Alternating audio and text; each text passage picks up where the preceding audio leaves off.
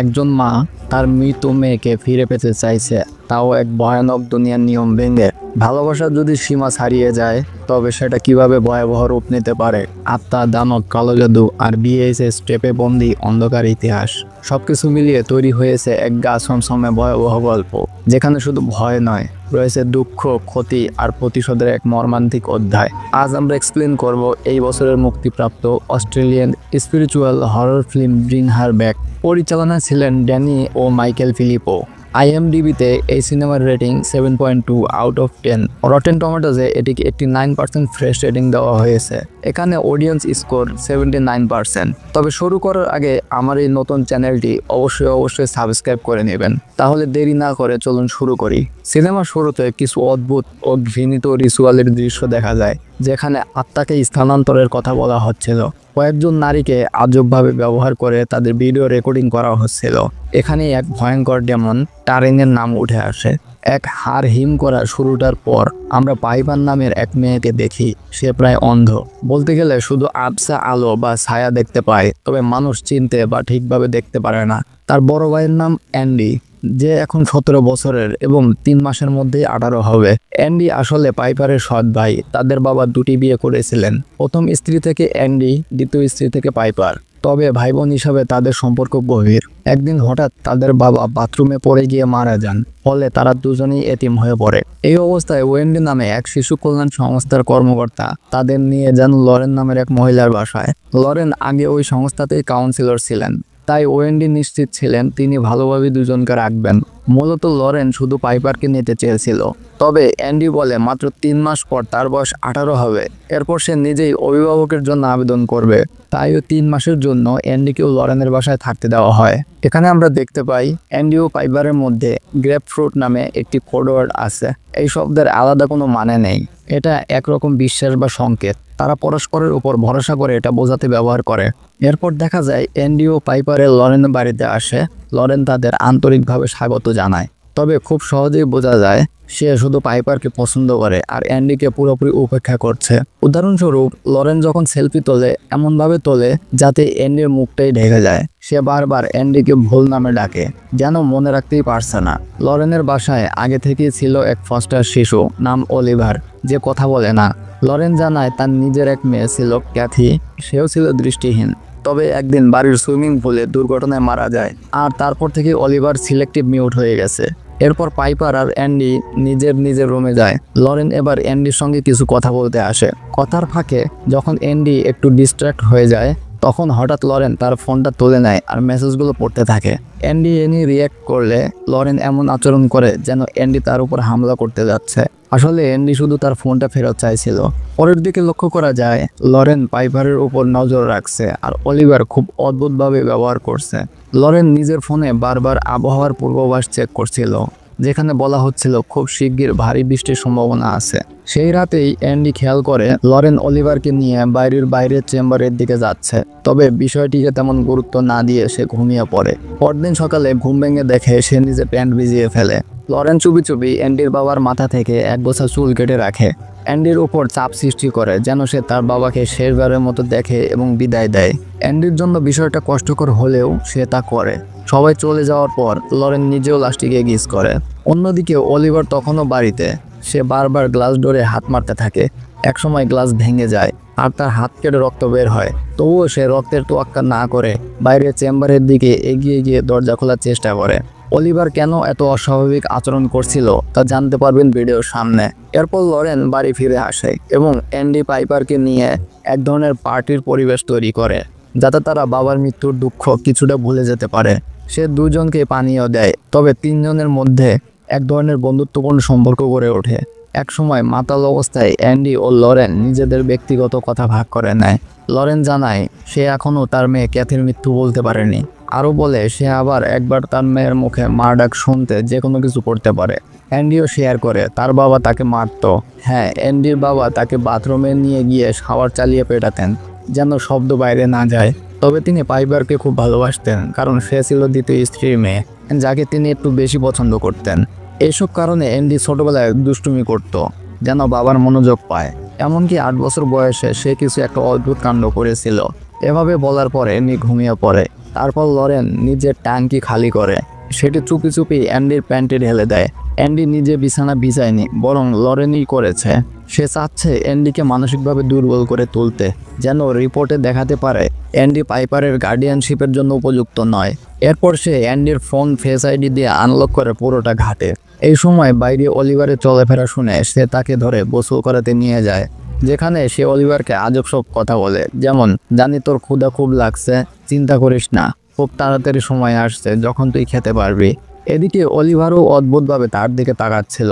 একসময় লরেন আয়নায় অলিভারের জায়গায় এক ডেমনকে দেখতে পায়, যার পর আয়নাটা ভেঙে যায়। এটা পরিষ্কার অলিভার একদম নর্মাল নয়, তার মধ্যে ডেমন আছে। পরদিন সকালে লরেন ইচ্ছা করে বলে সে অ্যান্ডির কাপড় ধুবে। তারপর ইচ্ছাকৃতভাবে পাইপারের সামনে বলে, দেখো কেমন অ্যান্ডি বিছানাতেই ভিজিয়ে ফেলেছে। এরপর সে পাইপারকে সঙ্গে নিয়ে বাড়ির বাইরে যায়। বাড়িতে থাকে শুধু অ্যান্ডি আর অলিভার। অ্যান্ডির সমস্যা হলো সে বাথরুমে গোসল করতে ভয় পায়, তাই সে বাইরে গিয়ে গোসল করে। কিন্তু বন্ধুরা, অলিভার সেটা না খেয়ে চাকুতে মুখ ঘষতে থাকে, এতে তার মুখ কেটে রক্তাক্ত হয়ে যায়। অ্যান্ডি দ্রুত তাকে হাসপাতালে নিতে চায়। এখানে আমরা লক্ষ্য করি লরেনের পুরো বাড়ির চারিদিকে সাদা রঙের একটি বৃত্ত আঁকা আছে। অ্যান্ডি যখন অলিভারকে সেই সাদা বৃত্তের কাছে নিয়ে যায়, তখন অলিভার অদ্ভুতভাবে চেঁচাতে শুরু করে। অ্যান্ডি তাকে বৃত্তের বাইরে নিয়ে যাওয়ার আগেই লরেন ও পাইপার ফিরে আসে। লরেন রেগে গিয়ে অ্যান্ডির ওপর চেঁচিয়ে ওঠে এবং অলিভারকে দ্রুত ঘরের ভিতরে নিয়ে যায়। সেখানে VHS টেপে কিছু রিচুয়াল দেখতে থাকে। বন্ধুরা, এটা সেই রিচুয়াল যেটা আমরা সিনেমার শুরুর দৃশ্যে দেখেছিলাম। এই রিচুয়ালে এক নারীর মাথায় হাতে গোল ঘূর্ণন করে ঘষে দেওয়া হয় যেন সে শান্ত হয়।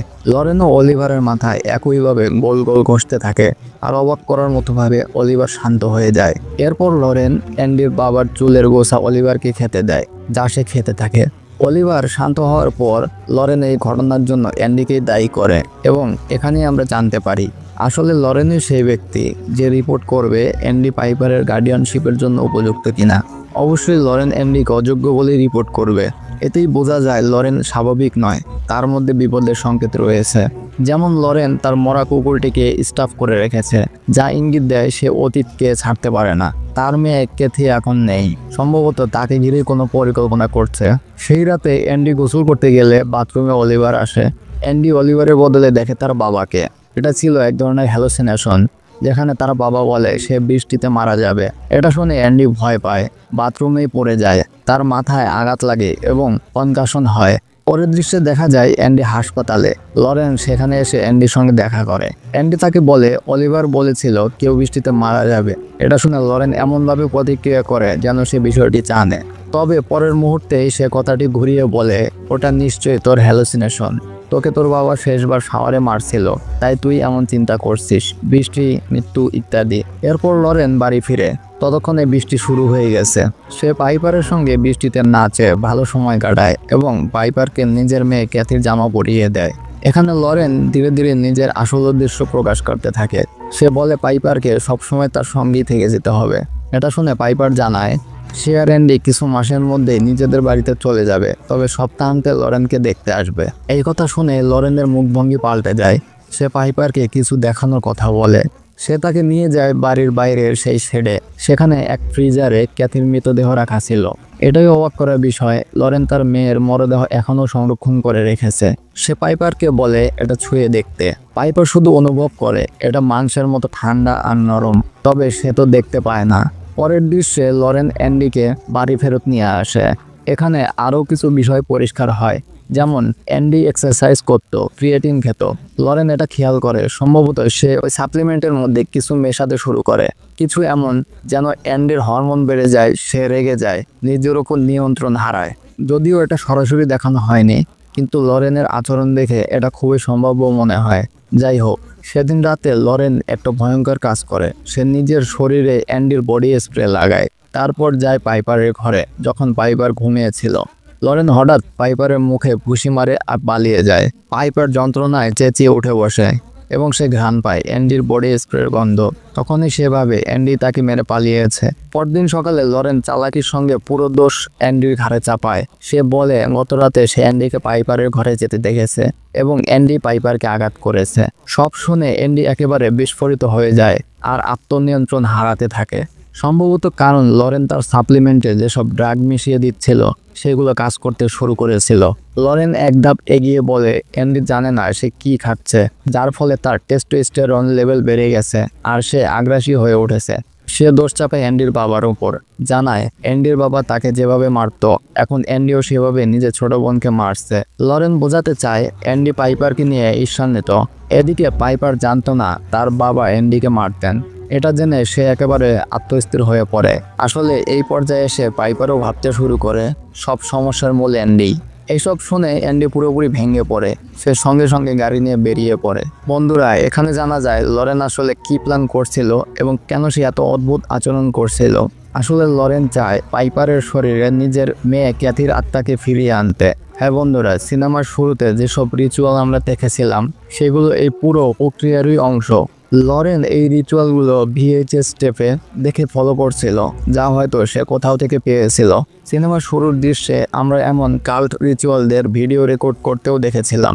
প্রথম ধাপে লরেন এক ডেমন টারিনকে ডেকেছিল, যাকে সে অলিভারের শরীরে প্রবেশ করায়। অলিভার কোনো ফস্টার বয় নয়, বরং লরেন যাকে কোথা থেকে কিডন্যাপ করে এনেছে। এই কারণে সে চুপচাপ থাকে, অদ্ভুত আচরণ করে, কারণ তার মধ্যে ডেমন টারিন আছে। এখন টারিনকে খেতে হবে, যে মৃতদেহকে পুনরুজ্জীবিত করতে হবে। এই কেসে সেটি ক্যাথির দেহ। এই কারণেই লরেন ক্যাথির দেহ সংরক্ষণ করে রেখেছে। এবার ক্যাথির আত্মাকে কাউকে দেহ দিতে হবে, আর সেটা হবে পাইপার। তাই পাইপারকে ঠিক সেইভাবেই মরতে হবে যেভাবে ক্যাথি মারা গিয়েছিল, সুইমিং পুলে ডুবে এবং বৃষ্টির সময়, কারণ ক্যাথিও বৃষ্টির সময় মারা গিয়েছিল। অ্যান্ডি ছিল এই পরিকল্পনার পথে একটি বাধা, যা লরেন তাকে চালাকিতে সরিয়ে দিতে চেয়েছিল। এখন প্রশ্ন হলো, ক্যাথির আত্মা পাইপারে কিভাবে যাবে? মুভির লজিক অনুসারে একজন মানুষের মৃত্যুর পরেও তার আত্মা কিছুদিন শরীরে থাকে। ডেমন টারিন যখন ক্যাথির দেহ খাবে তখন সেই আত্মাও গ্রহণ করবে এবং পরবর্তীতে পাইপারের শরীরে তা বমি করে বের করবে, অর্থাৎ স্পিরিট আউট করবে। অলিভার, যার শরীরে টারিন রয়েছে, সে অস্থির হয়ে উঠেছিল ক্যাথির দেহ খাওয়ার জন্য। এজন্যই বারবার সেটার বাইরে যেতে চাইছিল। সংক্ষেপে বললে, টারিন অস্থির হয়ে উঠেছিল আর লরেন পারফেক্ট টাইমিংয়ের জন্য অপেক্ষা করছিল রিচুয়ালের ফাইনাল স্টেপ সম্পন্ন করতে। তারপর লরেন পাইপারকে গোল বল প্র্যাকটিসের জায়গায় রেখে আসে, যেন সে বাড়িতে একা থেকে রিচুয়ালের প্রস্তুতি নিতে পারে। এদিকে অ্যান্ডি সরাসরি যায় ওয়েন্ডির অফিসে। সেখানে সে একটি নিখোঁজ শিশুর পোস্টার দেখে। আসলে সেটা আর কেউ নয়, অলিভারই ছিল, যার আসল নাম ছিল কনর বার্ড। অর্থাৎ সত্যি লরেন একজন শিশুকে কিডন্যাপ করে তার শরীরে টারিন ডেমনকে প্রবেশ করিয়েছে। অ্যান্ডি এই পুরো বিষয়টা ওয়েন্ডিকে জানায়, কিন্তু ওয়েন্ডি স্বাভাবিকভাবেই অ্যান্ডির কথায় বিশ্বাস করেন। কারণ প্রথমত অ্যান্ডি আগে লরেনের সঙ্গে একই অফিসে কাজ করছিল, আর লরেন ছিল এই জায়গার সেরা কাউন্সিলর। তার মতে লরেন যখন মায়ের ভূমিকায় ছিল তখন সে একেবারে স্বাভাবিক ছিল, আর হঠাৎ করেই এভাবে উন্মাদ হয়ে গেছে, এটা বিশ্বাস করা কঠিন। দ্বিতীয় কারণ ছিল লরেন ইতিমধ্যেই অ্যান্ডি সম্পর্কে অনেকগুলো কমপ্লেইন ওয়েন্ডিকে দিয়ে রেখেছিল, যার মধ্যে উল্লেখ ছিল অ্যান্ডি পাইপারকে মেরেছে। এখানে অ্যান্ডি জানায় সে কখনোই পাইপারকে মারতে পারে না, কারণ সে তার বোনকে খুব ভালোবাসে। আসলে যখন অ্যান্ডি 8 বছর বয়সী ছিল, সে একবার পাইপারকে আঘাত করেছিল, আর সেটাই সেই ঘটনা যার কথা আমি আগেই বলেছিলাম। আর তখনই সে প্রতিজ্ঞা করেছিল সে আর কখনো তার বোনকে আঘাত করবে না। অ্যান্ডির কথাগুলো ও তার দুঃখ হতাশা দেখে ওয়েন্ডির মনে হয় হয়তো সে সত্যিই ঠিক বলেছে। তাই সে লরেনের বাড়ি একবার যাচাই করার সিদ্ধান্ত নেয়। এরপর দুজনেই গাড়িতে বেরিয়ে পড়ে। রাস্তায় অ্যান্ডি তার বোন পাইপারকে একটি ভয়েস মেসেজ পাঠায়, যেখানে সে বলে লরেন খুব সম্ভবত দুষ্টু আর সে কখনোই পাইপারকে আঘাত করবে না। যদিও তার বাবা তাকে মারতো, এই ভয়েস মেসেজের ওয়েন্ডির কণ্ঠস্বর রেকর্ড হয়ে যায়, যেখানে সে অ্যান্ডিকে সান্ত্বনা দিচ্ছিল। এদিকে অলিভারের ভেতরে টারিন ডেমন আরও অস্থির হয়ে উঠছিল। সে বাড়ির মধ্যে সবকিছু ভাঙতে শুরু করে এবং খেতেও শুরু করে। এখন শুধু সে খাবার নয়, বরং টেবিল, মেঝে যা কিছু চোখে পড়ে সবই খেয়ে নিচ্ছিল। অলিভার আর কোনো মানুষের মতো ছিল না, সে একেবারে ডেমন হয়ে উঠেছিল। লরেন যখন বাড়িতে আসে, অলিভার লরেনের উপরেই ঝাঁপিয়ে পড়ে। অলিভার লরেনের উপর হামলা করে ও তার হাত ভয়ানকভাবে কামড়ে দেয়। লরেন কোনোভাবে অলিভারকে বাইরে আটকে দেয় এবং অলিভার নিজেই নিজেকে খাওয়া শুরু করে। লরেন রক্ত দিয়ে এক সার্কেল এঁকে অলিভারকে শান্ত করার চেষ্টা করে। এখন এক অদ্ভুত বিষয় ঘটে। পাইপারের ফোন ছিল লরেনের কাছে। সে ভয়েস নোট শুনে বুঝে যায় ওয়েন্ডি আর অ্যান্ডি এখানে আসছে। তাই সে তৎক্ষণাৎ পুরো বাড়ি পরিষ্কার করে ফেলে। ওয়েন্ডি এলে সে সবকিছু একদম স্বাভাবিক পায়। তবে তখনই ওয়েন্ডি খেয়াল করে লরেনের হাত দিয়ে রক্ত ঝরছে, মানে অলিভার যেখান থেকে কামড়েছে সেখান থেকেই। ওয়েন্ডি এ নিয়ে জিজ্ঞেস করলে লরেনের কোনো উত্তর থাকে না, উল্টো সে হঠাৎ নিয়ন্ত্রণ হারিয়ে চিৎকার করতে থাকে, তাকে যেভাবেই হোক ক্যাথিকে ফিরিয়ে আনতে হবে। এই মুহূর্তে ওয়েন্ডি বুঝে যায় লরেন মানসিকভাবে সম্পূর্ণ ভেঙে পড়েছে। সে বাইরে দৌড়ে যায়। বাইরে অ্যান্ডি ওয়েন্ডিকে সেই শেডটা দেখায় যেখানে ক্যাথির মরদেহ রাখা ছিল, আর অলিভার সেটা খাচ্ছিল। দৃশ্য দেখে ওয়েন্ডি আর অ্যান্ডি পালানোর চেষ্টা করে। ঠিক তখনই লরেন নিজের গাড়ি নিয়ে দুজনের উপর উঠে পড়ে। এই ধাক্কায় ওয়েন্ডি সঙ্গে সঙ্গেই প্রাণ হারায়, আর অ্যান্ডি ভয়ানকভাবে আহত হয়ে পড়ে থাকে। লরেন গাড়ি থেকে নেমে এসে অ্যান্ডিকে পাশে থাকা এক জলাবদ্ধ গর্তে ডুবিয়ে শেষ করে দেয়। এরপর লরেন পাইপারকে বাড়ি নিয়ে আসে। এই সময় অলিভার অ্যান্ডির খানিকটা খেয়ে ফেলে, তাই সে অ্যান্ডির গলায় কথা বলে পাইপারকে কাছে টানতে চেষ্টা করে। পাইপার অলিভারকে ছুঁয়ে বুঝে যায় এটা অ্যান্ডি নয়, এবং এখানেই পাইপারের সন্দেহ হয়, কারণ লরেন বলেছিল অলিভারের লাল কার্লি চুল। কিন্তু পাইপার যখন তার মাথা ছোঁয় তখন সে দেখে সেখানে কোনো চুল নেই। এতে পাইপার দৌড়ে পালিয়ে গিয়ে নিজেকে এক বাথরুমে আটকে ফেলে।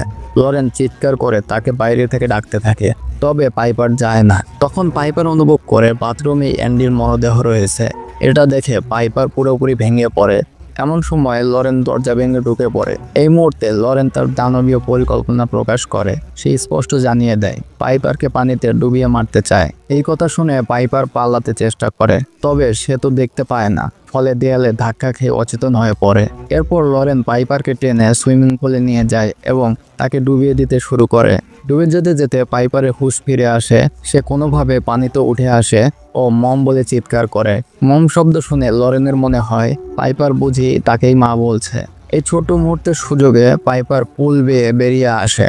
ভাঙাচুরা পাইপার অনুমতে দৌড়ে পালিয়ে যায়। ওদিকে লরেন তার মেয়ের আধা খাওয়া মৃতদেহ পুলে এনে রাখে। অলিভার, যার মধ্যে ডেমন টারিন বাসা বেঁধেছিল এবং আসল নাম ছিল কর্নার বার্ড, সে তো রিচুয়ালের জন্য প্রস্তুত ছিল, কিন্তু পাইপার পালিয়ে যাওয়ায় সেও তার পেছনে ছুটে যায়। পাইপার দৌড়াতে দৌড়াতে রোডে পৌঁছে যায়। সেখানে একটি গাড়ির দম্পতি তাকে রেস্কিউ করে। এই সময় অলিভারও ঘরের সেই সাদা বৃত্তের বাইরে চলে আসে, আর তখনই তার ভেতর থেকে ডেমন টারিন বের হয়। যে দম্পতি পাইপারকে উদ্ধার করেছিল তারা পুলিশে খবর দেয় ও পুলিশ সেই এলাকায় পৌঁছায়। পুলিশ কর্নার বার্ডকে উদ্ধার করে, যদিও সে প্রচণ্ড জখম ছিল, তবু অন্তত এখন সে স্বাভাবিক হয়ে গেছে। এরপর পুলিশ লরেনের বাড়িতে আসে। সেখানে লরেন নিজের মেয়ের আধা খাওয়া দেহ কোলে নিয়ে পুলে বসেছিল। পুলিশ তাকে ঘিরে ফেলে, আর সিনেমা এখানে শেষ হয়। তো বন্ধুরা, এই ছিল ব্রিং হার ব্যাক সিনেমার কাহিনী। এখন যদি রিচুয়ালের কথা বলি, তবে সিনেমায় যে রিচুয়াল দেখানো হয়েছে তা এমন এক প্রক্রিয়া যেখানে একটি ডেমনের মাধ্যমে একটি মানুষের আত্মা অন্য শরীরে স্থানান্তর করার চেষ্টা করা হয়। লরেন ক্যাথির আত্মাকে পাইপারের দেহে স্থানান্তর করতে চাইছিল। এজন্য প্রথমে ক্যাথির সংরক্ষিত মৃতদেহ ডেমন টারেনকে খাওয়ানো হয়, যেন সে আত্মা শুষে নিতে পারে। এরপর সেই আত্মা সে নতুন শরীর অর্থাৎ পাইপারের দেহে স্থানান্তর করে দেবে। লরেন এইসব VHS টেপে দেখে রিচুয়ালের সব কিছু শিখেছিল। প্রশ্ন হচ্ছে, এই টেপ বানালো কে? সম্ভবত এমন কিছু কাল্ট গোষ্ঠী যারা ভয়ঙ্কর রিচুয়াল প্র্যাকটিস করে। সিনেমায় এই কাল্ট সম্পর্কে কিছু বলা হয়নি, শুধু শুরুতে কিছু ভিজুয়াল দেখানো হয় এবং কিছু ভিজুয়াল VHS টেপের মাধ্যমে দেখা যায়। এই ভিজুয়াল থেকে বোঝা যায় তারা ভিডিও রেকর্ড করত। সম্ভবত সেসব টেপ তারা অনেক দামে বিক্রি করত। এখন বাড়ির আশেপাশে যে সাদা বৃত্ত আঁকা ছিল তা ছিল এক ধরনের রিচুয়াল বাউন্ডারি। এই বৃত্তের ভেতরে এই রিচুয়াল কার্যকর হতো, কারণ যখন এই কর্নার বার্ড বা অলিভার বৃত্তের বাইরে যায় সে একদম স্বাভাবিক হয়ে যায় এবং যার ভিতরে ডেমন টারিন বের হয়ে যায়। এখন যদি ডেমন টারিন এর নাম খোঁজার চেষ্টা করি, তবে পশ্চিমা বা প্রাচ্যীয় কোনো মিথে এই নামে কিছু নেই, অন্তত এই বানানে নয়। আমি গুগল করে কিছুই পাইনি, তবে টারিন নামটি হয়তো কোনো পুরনো অকাল্ট বা ডেমনিক নামের রূপান্তর হতে পারে।